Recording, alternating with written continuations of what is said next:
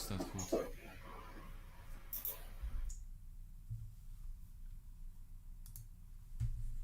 Een hele goede avond vanuit BlockchainLab Drenthe. Het is vandaag 26 november en het is weer tijd voor onze maandelijkse meetup. En die gaan we in het Engels doen. Goed, welcome to our monthly meetup of BlockchainLab Drenthe. I hope you got our links, because I got recently a few mails that people didn't know where our transmission would be, but everybody who registered got his link in the mail. For those who don't know what or who BlockchainLab Drenthe is, I will do a short introduction, and I'll go to my presentation. BlockchainLab Drenthe is a non-profit foundation that has as a goal to spread knowledge and insights and experiences under schools, students, but also entrepreneurs and governmental bodies. And we do that in several ways, and this meetup is one of them. This meetup is a spin-off of BlockchainLab Drenthe, and it's a way to contact all these different groups. BlockchainLab Drenthe is involved in Bling, which is an Interact project, blockchain in government, and we develop and do research into implementations of blockchain. Normally this meetup has 3 blocks of information, 3 topics we are going to talk about. Tonight is a little bit different because we had one of the speakers have circumstances that he couldn't make it to our meetup tonight, so we only have 2. Our format is normally we talk about cryptos and markets. Not that BlockchainLab Drenthe is very crypto-minded. We focus on the technology behind blockchain, but it is a vast majority of people that hear and come into contact with blockchain through cryptocurrencies like Bitcoin, like all kinds of other currencies. So we're going to talk about that a little bit, the latest technology, the latest scams, and there are several this month, so I have something to talk about. Then we have a technical topic and a general topic. Now tonight the general topic is being presented by Jurgen Goossens and Charlotte van Oorsouw, whose title of their presentation is A Blockchain in the Network Society in Search of Transparency, Trust and Legitimacy. Well, if you have been thinking, why are these Bitcoin people walking around with big smiles on their faces the last month or the last weeks in particular, here you see the reason.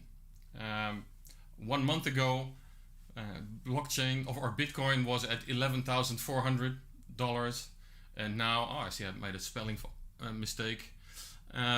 Now in November, end of November, the price is $17,049 this afternoon. So, which is a gain of 50%, and a gain of 50% after that Bitcoin lost 16% yesterday. So it was even higher. You can see this big rally going up from let's say March, April this year, and making new highs. And we saw these levels 3 years ago. I don't know if you can remember, 3 years ago in December, Bitcoin also tipped the 19,000 boundary. But then there was something different. Even at our meetings at BlockchainLab Drenthe, there were lots of people, right? I was at a meeting in Zwolle, and there were 150 people at that meeting, right? So in December of 2017, when Bitcoin was at this level, there was much more interest from the public.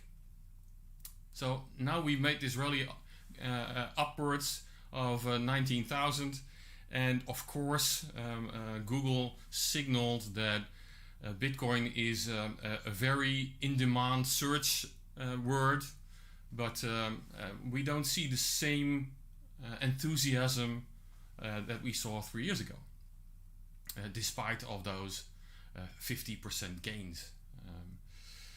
Another number which is very interesting to look at is the market cap of all cryptocurrencies together. In this slide, you can see that it is $506 billion, which is a lot of money. But this is the number for all cryptocurrencies together: Bitcoins, Ethers, you name it. And well, to put it into perspective, this is maybe 2 or 3 Bezos, or 3.5 Bill Gates. So $506 billion for all crypto coins all over the world together, summed up. Wow, that's relatively small. The price of Bitcoin rising has had some surges in price for computers and graphic cards. We saw that a few years ago also.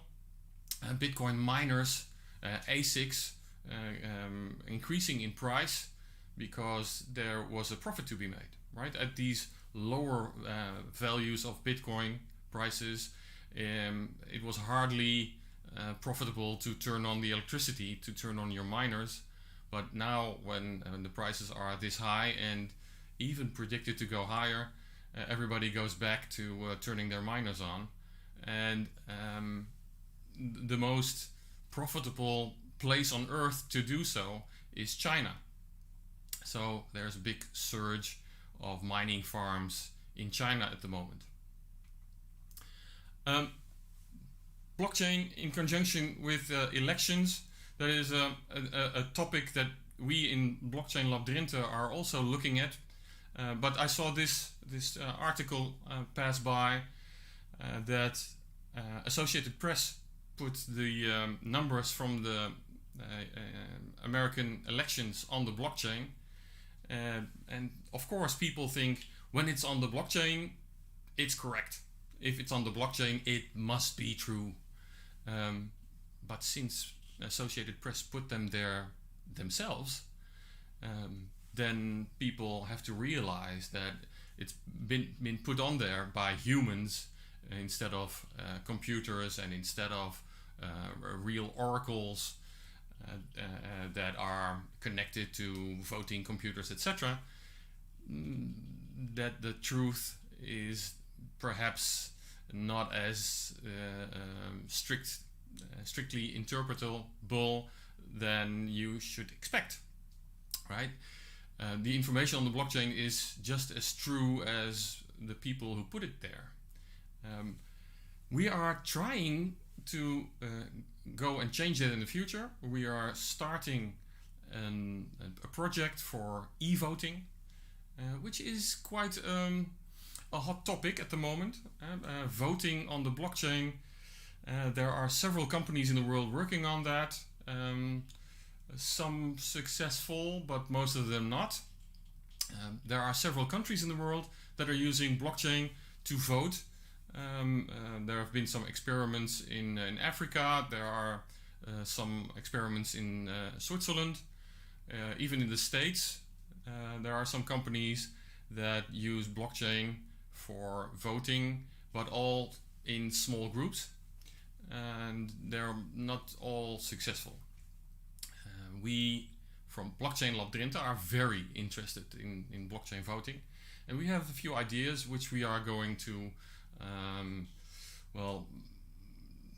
explore in the next few months, and trying to set up a small a small sandbox for voting. Maybe you have noticed that not only on national scale voting is interesting, but also on smaller scale. Let's say you're a member of a sporting club or a society of owners of your building, then you have to have an annual meeting of stakeholders. And at this meeting, you have to vote for new board members, or if you're going to invest in a new roof or whatever. And there have been temporary laws in effect here in Holland to have those meetings legal online, in an online way. But real voting, that's still very hard to do, and we're going to look into that if we can design a way to have a blockchain application work on the voting for those kind of groups. So stay tuned, we're going to do something nice. The hunt for Satoshi Nakamoto. Everybody knows Satoshi Nakamoto, I assume, and everybody knows that that's a person or a consortium or whatever that is still remains a mystery, but people are still hunting for him, her, or them. And in that hunt for Satoshi, there are some new developments. People have been studying the emails and other messages that Satoshi sent in 2008 to 2010, and compare the time zones and all kinds of other stuff they could find. And it appears that Satoshi was sending them from the region of London. So the hunt for this person is still going strong. There are several persons, as you know, that claim to be Satoshi Nakamoto, but there's a very simple and small test to prove that you are Satoshi Nakamoto. I mean, you just have to send a few coins from the initial account he reserved for himself. If you have the keys to that account, then you must be Satoshi Nakamoto. So the people who claimed they are Satoshi Nakamoto got a very simple task to do. Just send 1 or 2 bitcoins from that account, and the blockchain is transparent, so everybody could see. And still they haven't done that. So all the people who claim to be Satoshi probably aren't. But people are still hunting for that person. For those of you who think that a cryptocurrency is all about gathering money and profits and getting rich quick, I have news. We talked in previous meetups about more and more charities opening up to cryptocurrencies and accepting bitcoins and ethers, etc. Well, you all know Black Friday, right? You're tech savvy, so you must have seen all these advertisements from AliExpress and MediaMarkt, etc.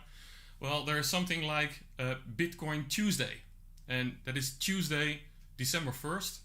And on that Tuesday, very large companies and large crypto whales, those are the name that people have when you have a lot of coins, are going to donate a lot of money to charities. So they have a special date set, December 1st, and all these Red Cross and all other charities can look forward to getting a few millions. Let's put it that way. Then some country news.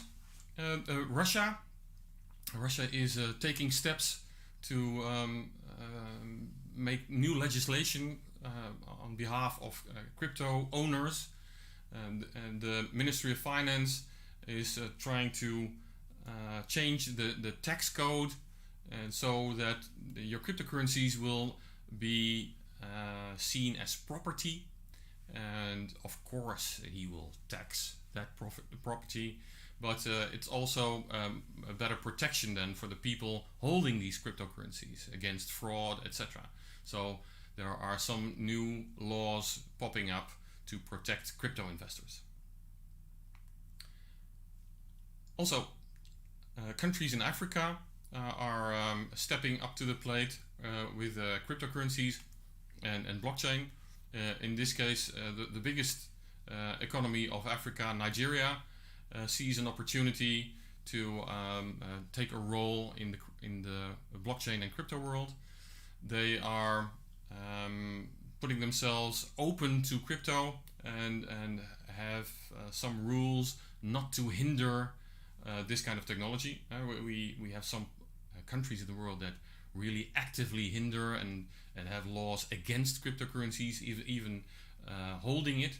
But this is the opposite of the spectrum, and they are trying to get in front of the row, and maybe they will attract a lot of crypto investors or companies that want to settle in Nigeria, and that would help their economy. I think it was Jeroen who had a topic about DeFi, decentralized finance, last or the meetup before. Decentralized finance as the new application, the new killer app for blockchain. Well, it's a very new industry, and that when things are very new, there are also a lot of opportunists that try to misuse that new technology, and that's what happened last month a lot. So there were several scams in the DeFi world where hackers hacked a smart contract from DeFi companies who loan out cryptocurrencies. So in one hack there was 5.4 million taken out of account, but this hacker which committed that fraud, he returned some of the money after he read that two nurses complained and pled to get their money back. So he sent them their money, $95,000 back from that 5.4 million. But after that was published, all kinds of people sent messages over the Ether network asking for their money. He only rewarded those two nurses, but it's a kind of a Robin Hood act, so to speak, that a scammer like this, a hacker, sent money back. And they don't all do that. I mean, this yesterday or the day before was a new scam, a new hacker who robbed a DeFi company from their money, and it was about 20 billion, I believe, so even more than the last one.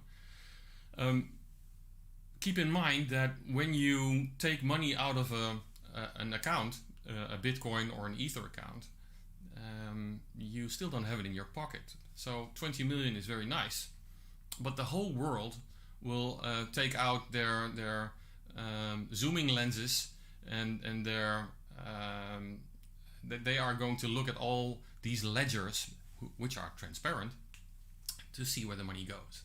So there are special companies who track and trace Bitcoins and Ethers all over the world, and so just taking them out of the account of an exchange or a DeFi company, well, then you still have a problem. How am I going to buy a new car or a new house from that money without people noticing? Okay, that was my what's going on in the blockchain world. So I'm going to switch over to our guest speakers of this evening. Let me see if that all works. There I have them. Jurgen Goossens and Charlotte van Arsouw van Tilburg University. Hello.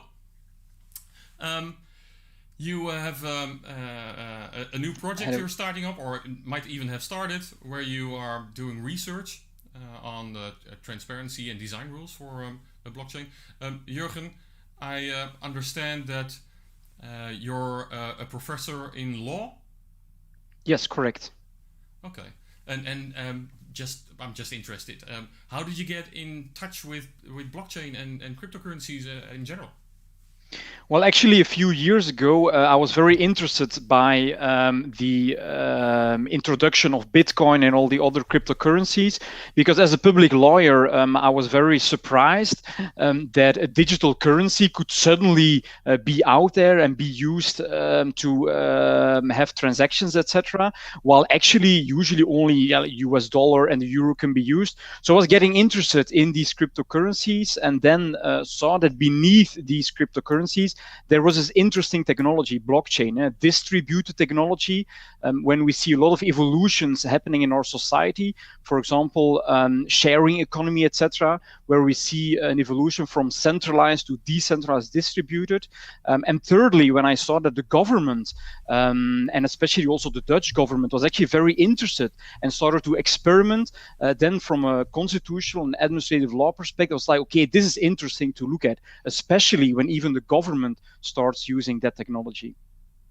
Great. Yeah, it is a very intellectual, challenging topic, and it disrupts the whole society in my point of view. So I know exactly what you feel. It is super interesting. Yeah. Okay, super interesting is also your presentation. So I will switch over.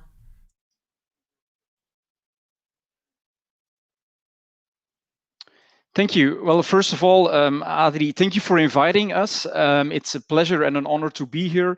And I hope there are some questions too that we can address tonight for the viewers. I'm the project leader. I'm an associate professor of constitutional and administrative law at Tilburg University.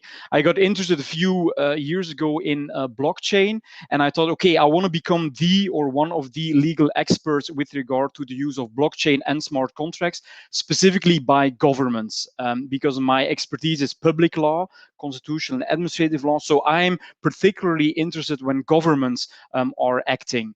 And in that regard, I submitted a grant proposal for the NWO, which is a Dutch agency that gives government subsidies to, for example, universities. And to make a long story short, we got the grant because they really liked our project. It's an interdisciplinary project, and it's called Blockchain in the Network Society. So we're looking at distributed ledger technologies, and in this regard, blockchain being used in the network society, where we are all part of a network. We are part of a network, whether we are private persons or public persons, we are all connected. And that means a lot of opportunities, but also a lot of complexity. And therefore, especially when the government is using that complex blockchain technology, we're going to look with our project how we can ensure transparency. Because especially when the government is using blockchain, for example, to grant you a building permit, or to refuse to grant you a building permit, or a subsidy, for example, and they use blockchain, in the end, they have to be able to explain to citizens what's happening. So we need some transparency, and not only technical transparency, but also transparency so that citizens know what's happening when the government is acting and is using blockchain. And why is this transparency so important? Well, because we as citizens need to be able to trust the government when they're using blockchain for their functioning, so that in the end, when the government is acting, they act in a legitimate way. So therefore, we are in search of transparency, trust, and legitimacy, and ideally by design, and by having an interdisciplinary dialogue between lawyers, but also ICT blockchain experts and people who are looking from more ethical perspective, science and technology studies people, for example. We're going to try to integrate these three perspectives within this project to get a much richer view when you're looking at the use of blockchain.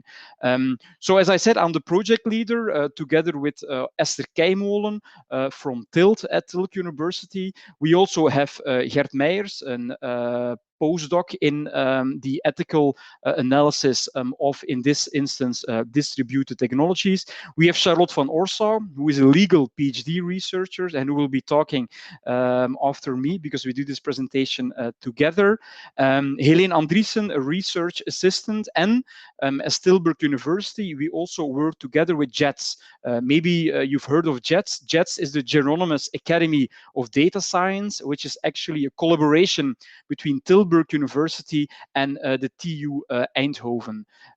So this is our team, our core team, but we also have a lot of other stakeholders and partners that are contributing to the project, but that's to finish with, and that will be my colleague Charlotte. So on the next slide, you see what we are interested in. We look at complexity. Yeah? We have a very complex society, and that complexity, to a certain extent, is being increased due to the hyperconnectivity. The hyperconnectivity not only of us as citizens, private actors, companies, but increasingly also public actors. So public actors, private actors, we are all connected, and this hyperconnectivity leads to complexity. And when there is complexity, we are in need of transparency, of course. And on the next slide, and this is actually news because we only decided this 1 week ago, our team, our core project team, will be called Chain. Chain, of course, is a wink to blockchain. And with Chain, we try to embody our broader research agenda. And our broader research agenda within our team is actually looking at humankind and how they are connected. So connecting humankind through algorithms, because increasingly we are all using algorithms right now. When you push one of the buttons or you want to have or add to the chat, we are using algorithms and information networks. We are all connected through a network, and there's a lot of data, a lot of information that is being processed, that is being shared with each other. And of course, in this project, specifically right now, we look at smart contracts as an example of simple if A then B algorithms, and we look at blockchain technology as a technology that also enables people to be connected in a network, in an information network. So from now on, we are Chain with a wing to blockchain. Thank you. On the next slide, you see on the top the government, and the government usually, traditionally, they exercise their power unilaterally. Unilaterally, that means the government says whether you can have a building permit, whether a building permit is granted or whether it's refused. That's not an agreement. It's not like between private parties that you can settle with a government and to come to a consensual agreement. No, the government often has unilateral powers and can decide, for example, that you have to pay taxes, even if you don't want to pay taxes. So that's unilateral. And on the next slide, you see an evolution.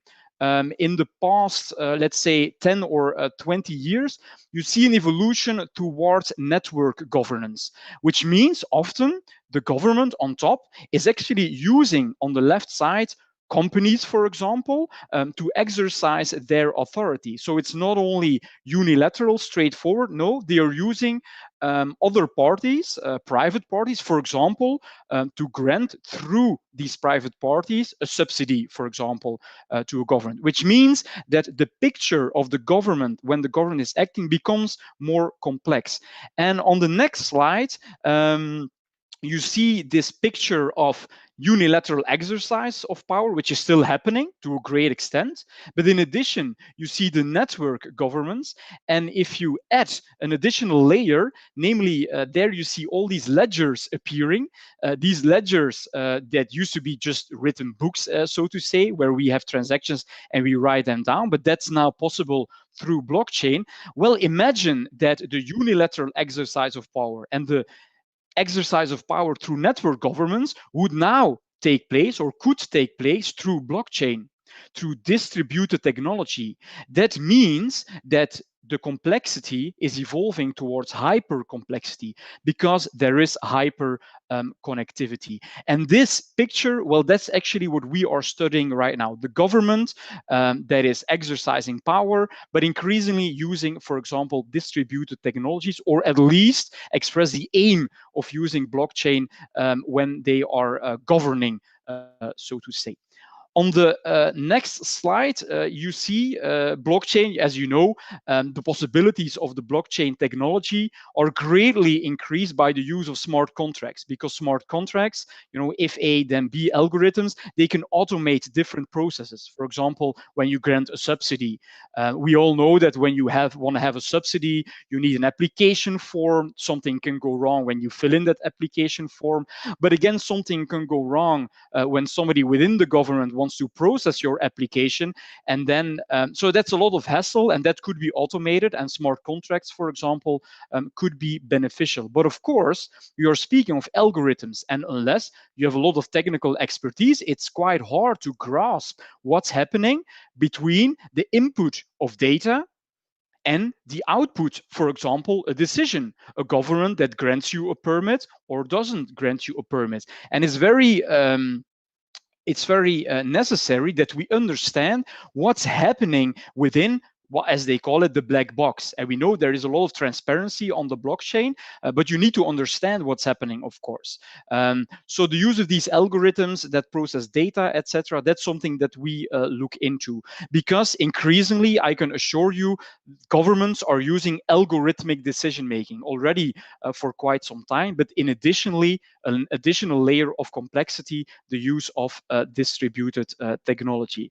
So on the next slide, that leads us in the project to looking at two important things. One, when the government is acting and using blockchain technology, well, what is the role of the government? Because you all know, usually in a blockchain network, we are all nodes, and we keep the network all secure, etc. But what's the role of the government? Because we all know that the government is not just an actor as you and me. It's a public government with specific duties, responsibilities, etc. For example, a duty of reason giving. When there is a decision, the government should be able to explain in clear and understandable terms what is happening. So that's what we're looking at. What are the role and responsibilities of public actors when they themselves participate in a distributed network? And moreover, we know that when the government is acting, the government needs to adhere to very important general principles of the democratic rule of law. And my colleague will tell you a bit more about that. For example, the separation of powers, or when the government wants to act, you first need a law as a basis of your exercise of public authority. And additionally, more concretely, the government also needs to adhere to general principles of good administration, for example, reason giving, or there's also a duty of care, for example. So for the government, it's often not enough to just say computer says yes or computer says no. No, you need to be able to make sure that everything went well and that you can explain what has happened. So that means at one very important question, and that is, how can blockchain be designed? And with design, I mean we actually need all that information, legal information, technical information, ethical aspects. We need that dialogue so that that could inform the design phase of blockchain applications, so that we know when the government has certain duties, for example, duty of care, reason giving, that potentially already within the design phase, we can make sure and guarantee that these things are actually designed in a good way, so that there is transparency, that we can trust the government using blockchain applications, so that their actions are legitimate, because that's important. And that's what we are doing in this project. And now I happily give the floor to my colleague, Charlotte van Orsau. Yes, thank you, Jurgen. Hi, everyone. Well, everything Jurgen just mentioned gave rise to our two central research questions. The first one is, which value conflicts arise when public authority is exercised through distributed technologies? And it's important to address this because when governments use blockchain to provide their public services, it's not simply the same thing, but doing it more efficiently, but it really impacts the way that citizens and public actors communicate with each other and the way that they perceive each other. And this also affects the values that underpin their actions. So the hypothesis of our research is that the value conflicts that potentially arise can negatively impact trust within the relationship between citizens and government.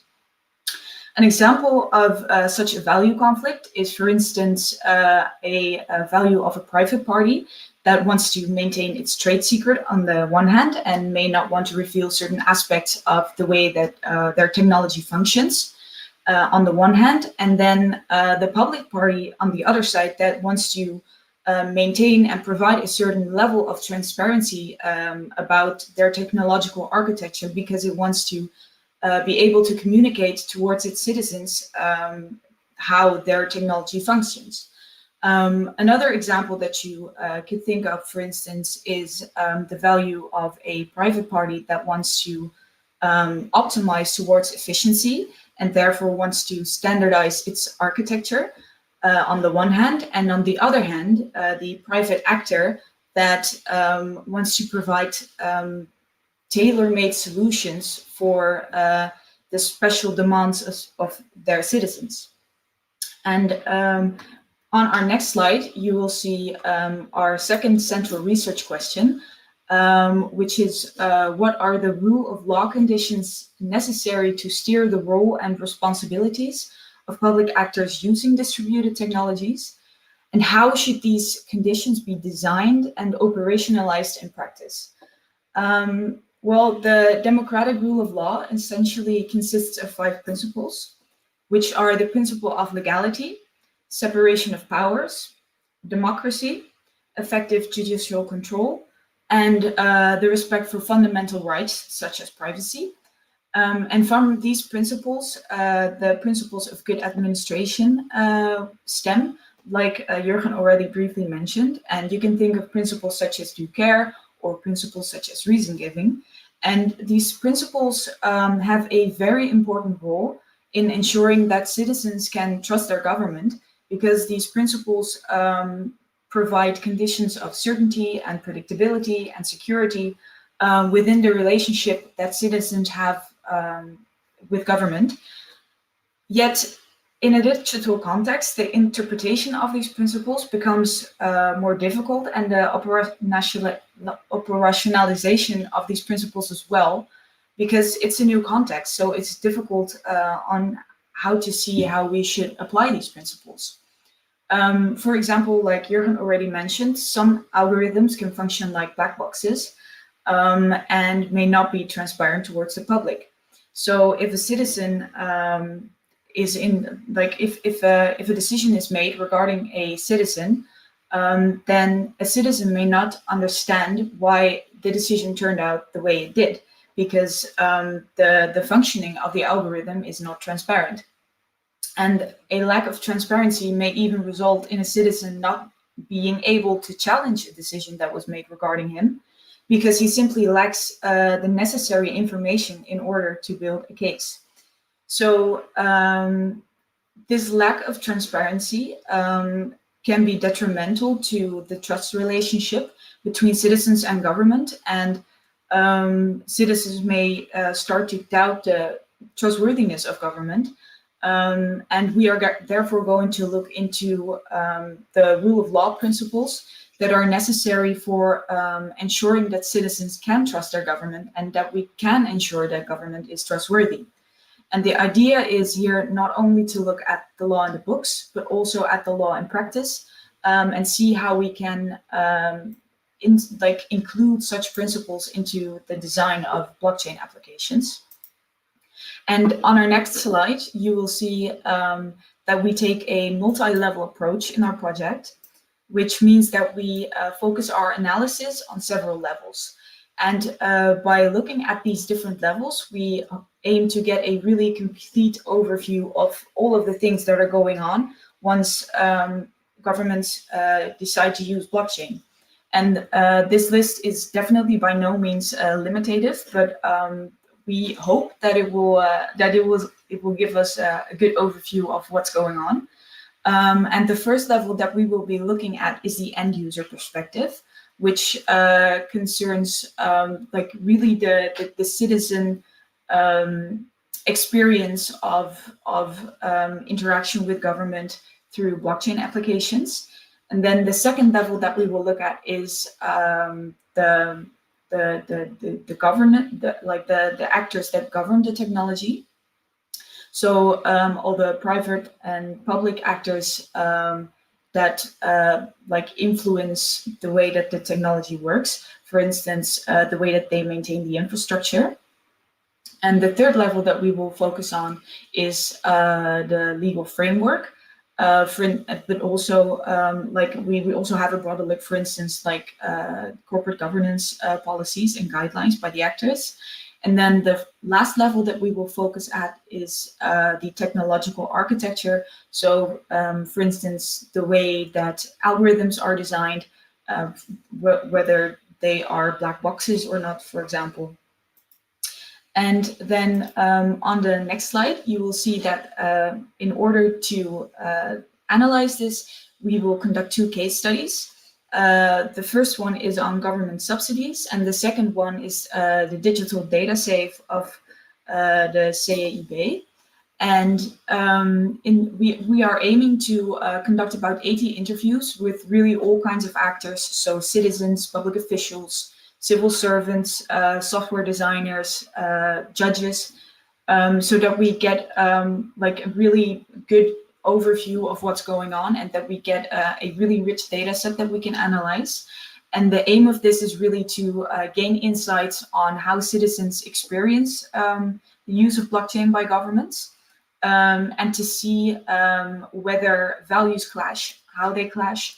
And we hope that these insights will give us an idea on how we can design blockchain applications such that it takes the principles of rule of law into consideration, and that it also takes the interests of citizens into consideration. And next, I would like to show you a short clip about one of our use cases. If you could play that, Ali.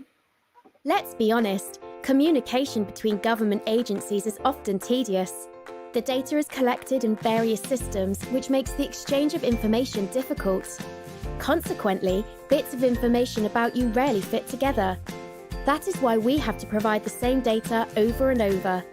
With the help of new technologies, such as blockchain, we will be able to change this. As an example, let's have a look at a concrete case. Nearly 1 out of 5 Dutch households are struggling with debt. Often the government is unintentionally the cause of this mounting debt. Let's look at Alice.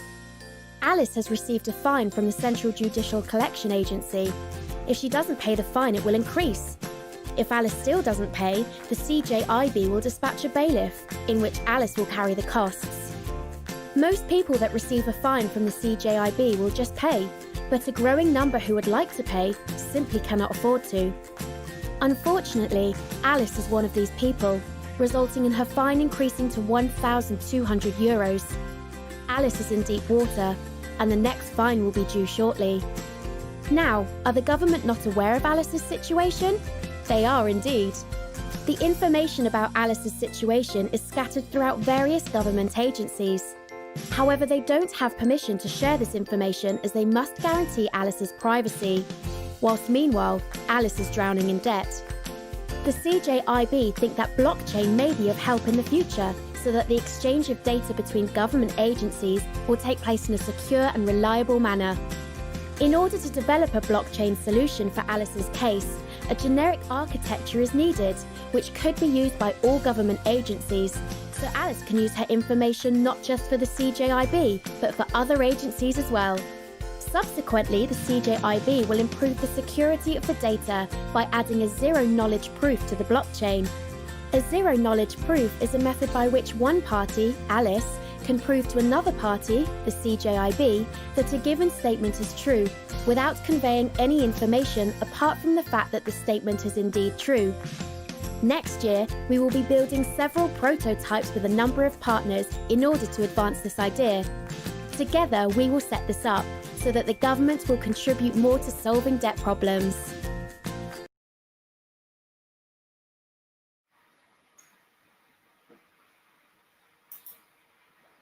Okay, so I hope you enjoyed that small clip.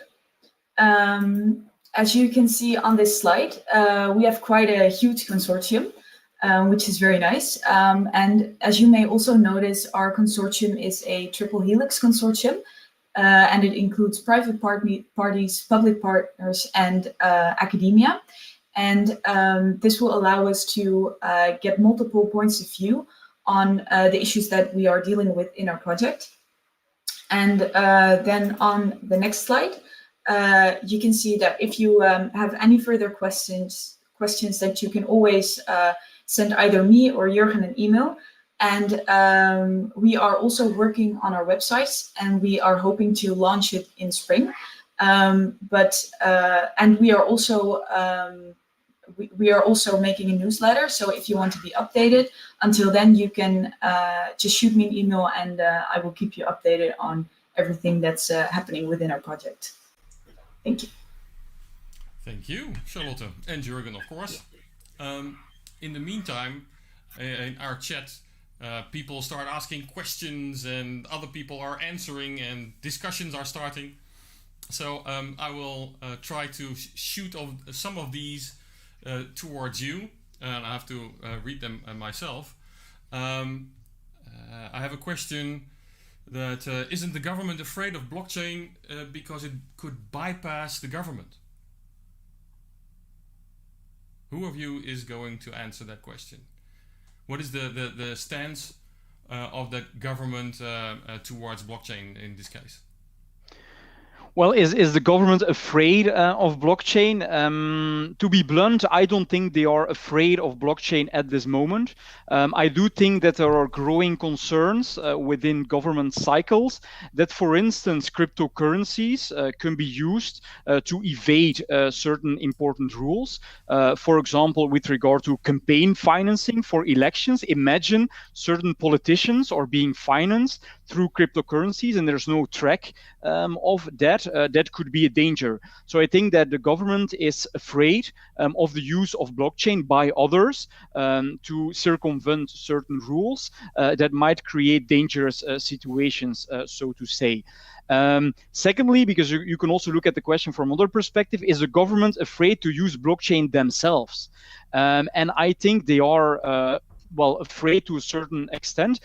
I think that the most important thing is that the government is well prepared when they start using blockchain-based smart contracts. Because of course, when, for example, the government is collecting taxes, etc., I mean, that's a very important function within our society, which means that before the government starts using blockchain and smart contracts, it's important that everything works well, works fine, that it's GDPR proof, etc.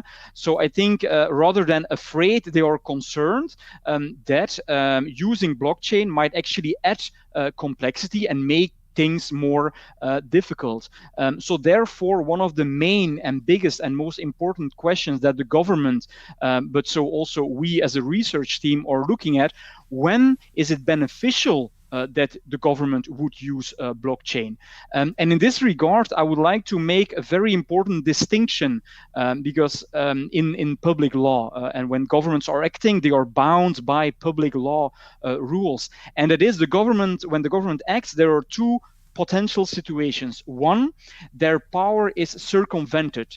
There is a clear way. If this is happening, the government needs to do that. For example, if you can tick all the boxes, you get your subsidy, for example. There is no way that they can say after you tick all the boxes, no, in this case, you don't get a subsidy because we don't like you. They are bound by the law.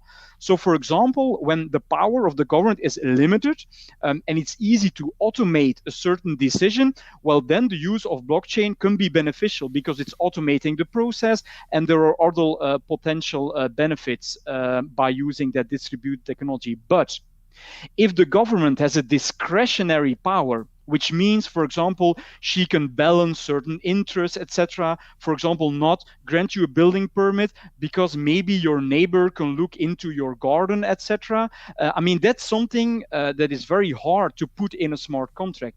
And I saw that one of the other questions was, okay, but if the government does a thing called in Dutch gedogen, which actually means allowing an illegitimate, illegal situation to continue even though that situation is illegal. Well, in that regard, usually the government needs to apply that law. But in this instance, the law isn't being implemented, but the government says, okay, the situation is illegal, but balancing certain interests. For example, we don't force you to break down your house, even though it's illegal, because that effect might be detrimental. So if you say in a smart contract, if you don't have a permit, it's an illegal situation, so you need to break down your house, and you put that in a smart contract, potentially tomorrow already, because we don't need a lot of hassle and administration, your house could be gone, for example. So in that regard, there's a discretionary power of the government, and then it's very difficult to use blockchain. And I would even say then the government should be afraid of using blockchain and smart contracts, because certain processes within the government can actually not be automated, or the government might face the possibility or the danger of having to pay certain damages to you because she carried out a certain action automated through blockchain-based smart contracts, but was actually not allowed to do it because a good government will balance the interest, for example. Yeah, many things in the law are not black and white. There are sometimes a little bit grayish, and well, how are you going to fit that in a smart contract? That would be a big problem. Next to that, being a software developer myself, I know that in every 100 lines of code, there are several errors, several mistakes. So if as a government you have a lot of smart contracts deployed, there might be a bug somewhere, and that might be there might be a very high price on that. That's what you're saying, and yes. But it's very interesting to look at those developments. And at the same time, we don't have to throw the baby away with the bathwater, of course, because already a lot of government processes are automated for the past decades, for example. I mean, when you have to pay taxes, for example, it's not all human beings that are really calculating everything that's happening. They are using algorithms.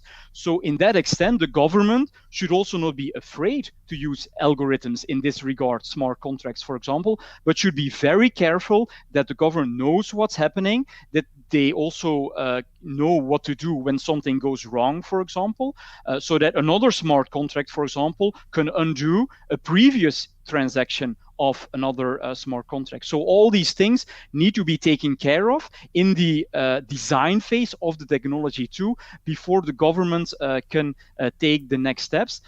But there are advantages, and we should at least explore these advantages. For example, because as we saw, as my colleague Charlotte explained, when you look at the digital data safe use case of the CGIB, of which you saw the small video, blockchain and zero knowledge proof could be very beneficial of giving another government agency information about your debts that she can actually not look into because of GDPR and privacy concerns.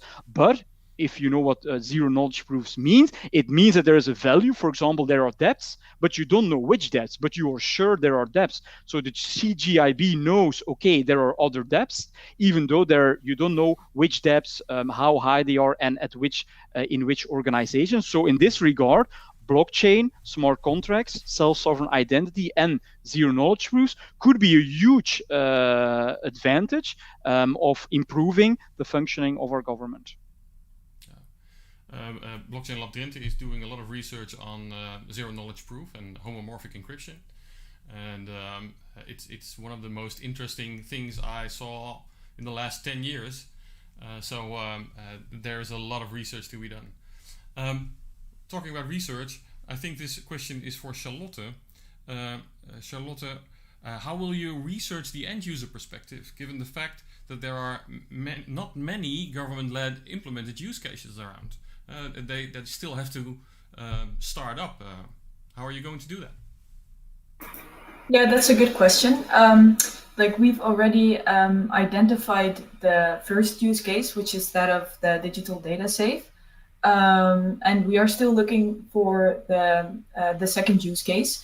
And it's indeed the case that like many projects are still in a very early phase, but this also has the benefit for us that we can really look at how software is developed, for instance, or to what extent governments are involved in the designing phases, and how communication within such a larger network takes place, for instance. So it also has certain benefits. And the thing is as well, there aren't that many use cases, but in the end, we will have to find a way of ensuring that these principles that have a reason for being in existence are still guaranteed in a blockchain application context. So it will be a challenge, definitely, but it's something that we should do, in my opinion. And if I can add to that, as Charlotte says, one thing is very important. Usually things are happening in our society, and afterwards the academics are researching and looking into that, and you say, okay, that's wrong and that's not good and that could be better. And that process takes years. But now, if you look at our consortium, we are involved in this project and in the experimental phase, which means we can already give input at the design phase, which means with regard to societal improvements and societal developments, this is interesting and this is a very new thing. But of course, once you already have a prototype that is tested among a very limited amount of people, already there we can start researching and analyzing the end user perspective. And finally, this project is funded for 4.5 years. The first half year we have prepared, hired Charlotte, for example, hired a postdoc, but we still have 4 years, which means that developments taking place, let's say, in the upcoming 2 years can still be integrated within our research analysis. Yeah, and development in this technology is going so super fast that there is a risk that in 4 years all the research done in the first year is maybe obsolete. Great. I have a question myself. I see that there is a lot of knowledge lacking in the government about blockchain, right? The industry is always the first to acquire that knowledge. Do you think that will be negatively affecting the implementation? Well, Adri, I actually think that's a very correct statement. I do think that it's very difficult for government officials and others to understand what blockchain is. There are also a lot of misguided interpretations of what blockchain can do. For example, that you need cryptocurrencies, for example, when you implement blockchain. Of course, that's not the case.